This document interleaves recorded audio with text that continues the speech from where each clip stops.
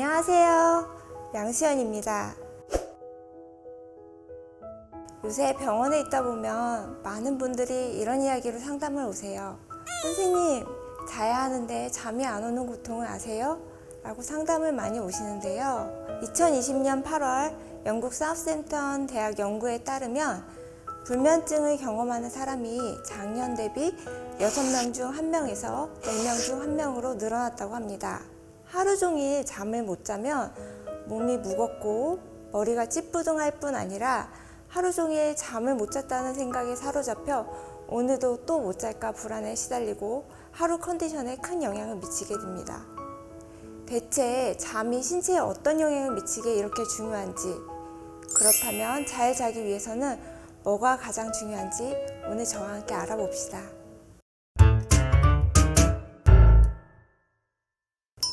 여러분, 잠이 왜 중요할까요? 정답이 잘 생각이 안 나시면 반대로 잠을 덜 잤을 때를 생각해 보세요. 어떠셨나요? 여기가 어딘지, 내가 누군지도 잘 모르겠고 몸도 시름시름 아프고 컨디션이 안 좋았죠? 숙면을 취하지 못하게 된다면 신체가 피로해지는 건 물론 집중력, 기억력 저하뿐 아니라 면역력이 약해져서 신체 기능에 나쁜 영향을 주게 됩니다. 실제로 24시간 이상 잠을 자지 않으면 혈중 알코올 농도 0.1%, 즉 술을 마시는 상태와 비슷하다는 연구도 있어요. 불면증은 2주가 넘으면 학습화되어서 만성불면증으로 진행이 되고, 장기화되면 불안증, 우울증이 동반되니까 초기에 잡아주는 것이 매우 중요합니다. 그럼 잠을 자는 동안 대체 무슨 일이 일어나길래 이렇게 큰 영향을 미칠까요? 가장 먼저 신체 회복을 들 수 있습니다. 자는 동안에 뇌를 포함해 우리 몸의 모든 장기가 피로를 회복합니다. 두 번째로 성장 호르몬이라는 호르몬이 분비되는데요. 유아동과 청소년에게 성장 호르몬은 뼈와 근육 등의 발육에 도움을 주고, 성인에게는 신진대사나 피부의 회복 기능, 피로 회복에 도움을 주기 때문에 잠을 푹 잤을 때 개운함을 느낄 수 있습니다. 마지막으로 기억을 저장해주는 효과가 있습니다. 렘 수면의 상태에서는 뇌는 기억을 장기 기억과 단기 기억으로 구분해서 저장을 하는데, 뇌 겉면에 저장되어 있던 정보가 축대엽 안에 해마로 옮겨져 더욱 오래 기억할 수 있게 됩니다. 여러모로 하루를 마무리하고 새로운 하루를 맞이하는 데 꼭 필요한 과정이겠죠?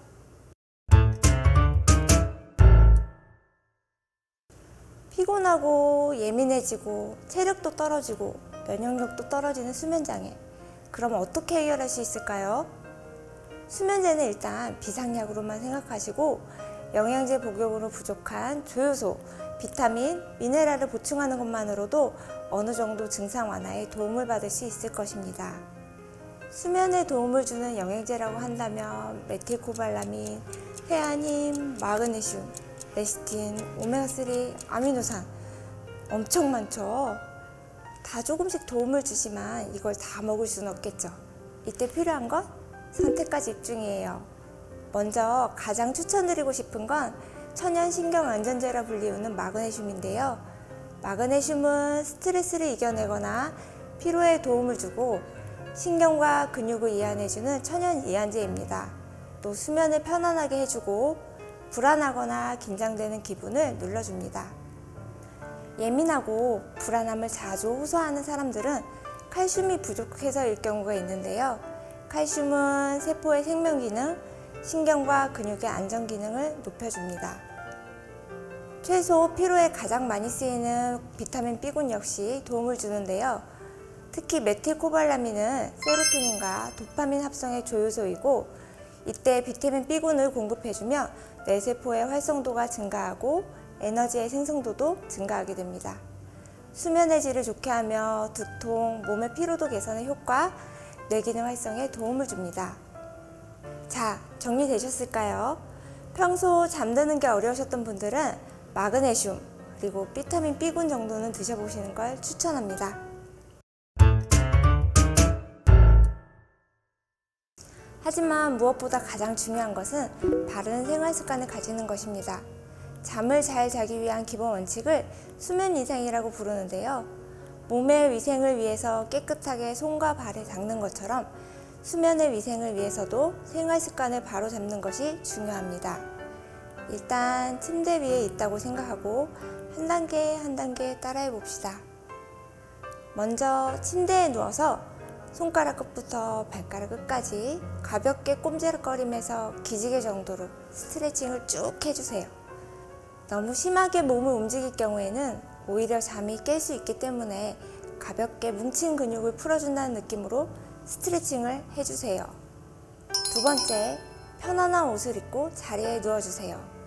가장 추천하는 시간은 10시에서 12시 사이인데요. 신체를 회복시켜주는 수면 호르몬 멜라토닌이 일반적으로 밤 10시부터 새벽 2시 사이에 많이 분비되기 때문에 너무 늦게 잠들지 않는 것이 좋습니다. 셋째, 스마트폰과 같은 전자파 노출을 최소화해주세요. 스마트폰을 사용하게 되면 자꾸 재밌는 걸 찾아보게 되잖아요.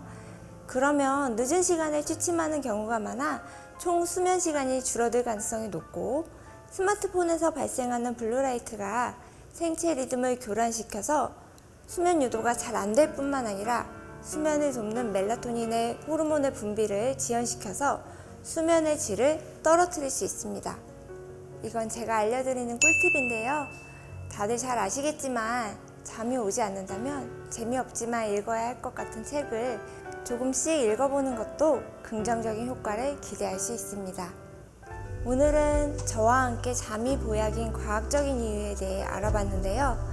수면장애는 하루의 컨디션은 물론 신체 성장이나 건강에도 큰 영향을 미치는 만큼 영양제의 도움을 받고 생활 습관을 고쳐서 해결해 나가자는 이야기를 했습니다.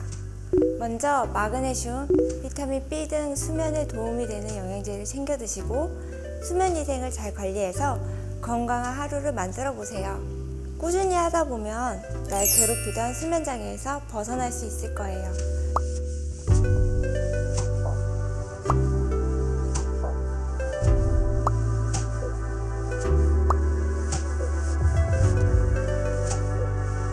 지금까지 가정의학과 전문의 양수연이었습니다. 감사합니다.